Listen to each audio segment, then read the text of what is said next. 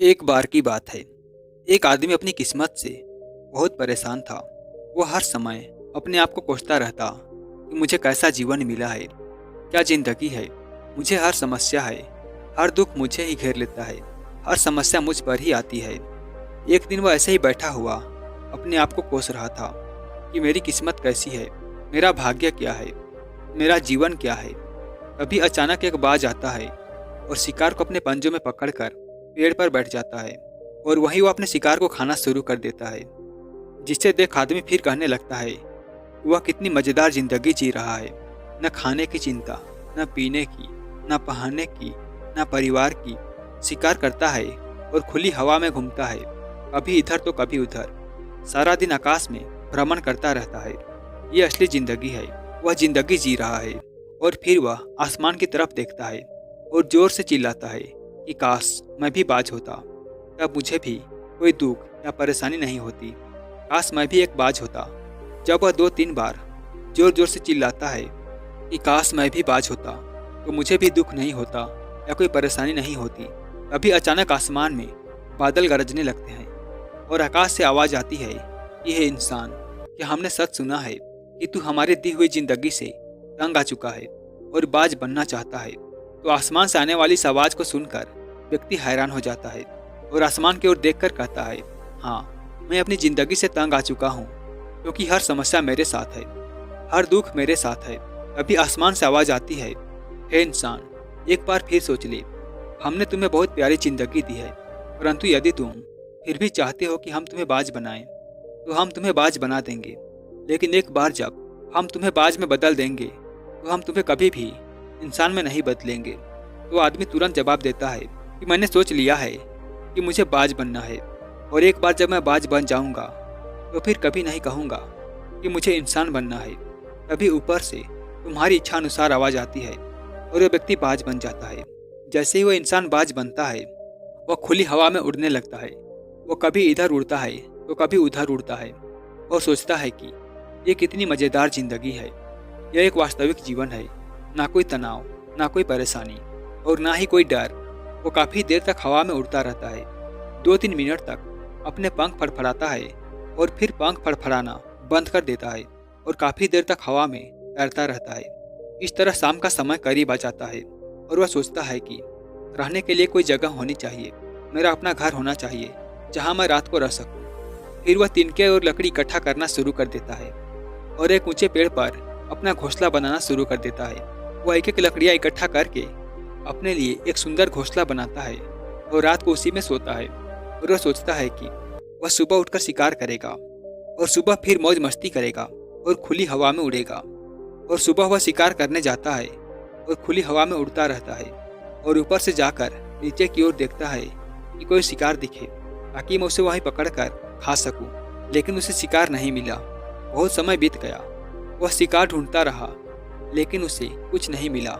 पास में एक जंगल है और वह यह सोचकर उस जंगल में चला जाता है कि शायद उसे वहाँ कोई अच्छा शिकार मिल जाए। वह जंगल जाकर शिकार की तलाश करता है, लेकिन उसे कुछ नहीं मिलता। शाम होते ही वह निराश होकर अपने घोंसले में वापस लौट आता है। एक तरह से वह थक कर एक पेड़ पर बैठ गया। वहाँ उसे एक घायल पक्षी दिखाई देता है। वह तुरंत उसे पकड़ लेता है, उसके पंख निकालता है और उसे खा जाता है।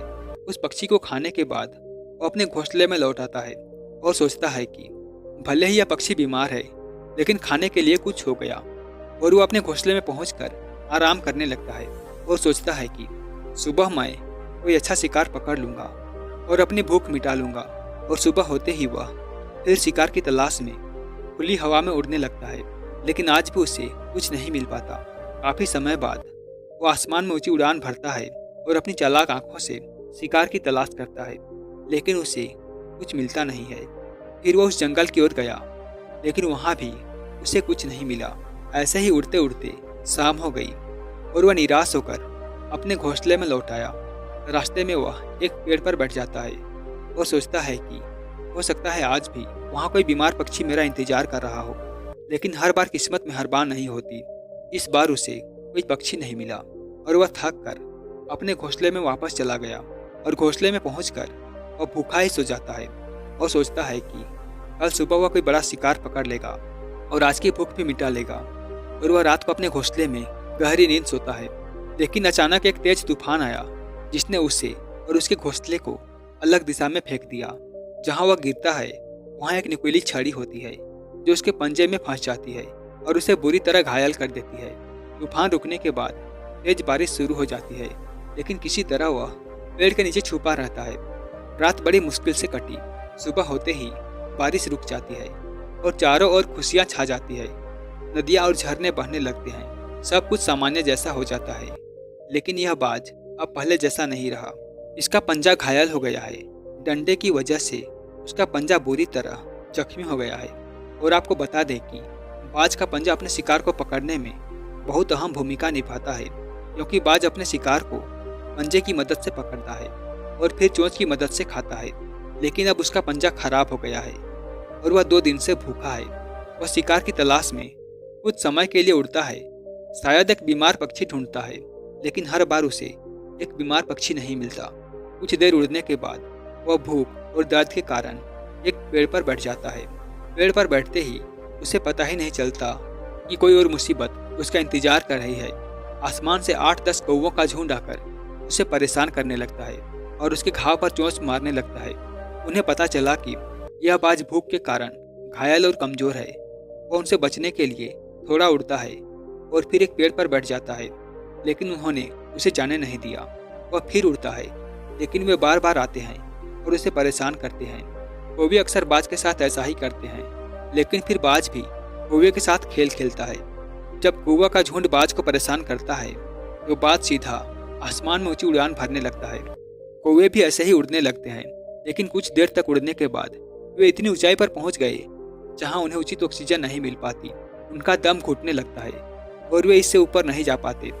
लेकिन बाज बादलों के ऊपर उड़ सकता है। वह ऊपर चला जाता है, लेकिन कौवा ऐसा नहीं कर पाते और वे नीचे की ओर आने लगते हैं। तो इस तरह बाज को कौवों से छुटकारा मिल जाता है। लेकिन इतनी ऊंचाई पर उड़ने की ताकत इस बाज में भूख और दर्द के कारण नहीं होती है। तो वह उड़ जाता है और फिर बैठ जाता है और कौवे फिर से उसे छेड़ने लग जाते हैं। इसी भूख और कष्टकारी स्थिति में एक दिन बीत गया, दूसरा दिन बीत गया, तीसरा दिन बीत गया, लेकिन बाज की हालत में कोई सुधार नहीं हुआ। उसकी स्थिति खराब होती जाती है और चौथे दिन जब उसका अंत आने वाला होता है तो वह उड़कर पास के एक मानव अस्पताल की छत पर बैठ जाता है और वहां से गुजरते मरीजों को देखता रहता है और सोचता है कि काश मैं भी इंसान होता, ताकि मैं अपनी चोटों का अस्पताल से इलाज करा सकता, या मैं किसी को बता सकता कि मैं भूखा हूँ और मुसीबत में हूँ। लेकिन आज मैं ऐसी बेजुबान चिड़िया हूँ कि किसी से कुछ कह नहीं सकता, किसी से मदद नहीं मांग सकता। यही सोचते हुए वह उसी छत पर मर जाता है और अपना जीवन बलिदान कर देता है। लेकिन साथ ही वह हमें यह भी सिखाता है कि तुम चाहे जिस चीज से बने हो, खुश रहो और इसमें बेहतर करने का प्रयास करते रहो। इस बात से परेशान मत हो, काश मैं ऐसा होता, काश मैं वैसा होता, काश मैं ऐसा बन पाता। आप जो भी है उसमें अपना सर्वश्रेष्ठ करने का प्रयास करते रहें। दोस्तों, ये कहानी काल्पनिक है, लेकिन हमें जीवन का एक बहुत ही महत्वपूर्ण नियम सिखाती है कि हम जो भी हैं उसमें अच्छे हैं, बस उसमें अपना सर्वश्रेष्ठ प्रयास करते रहें।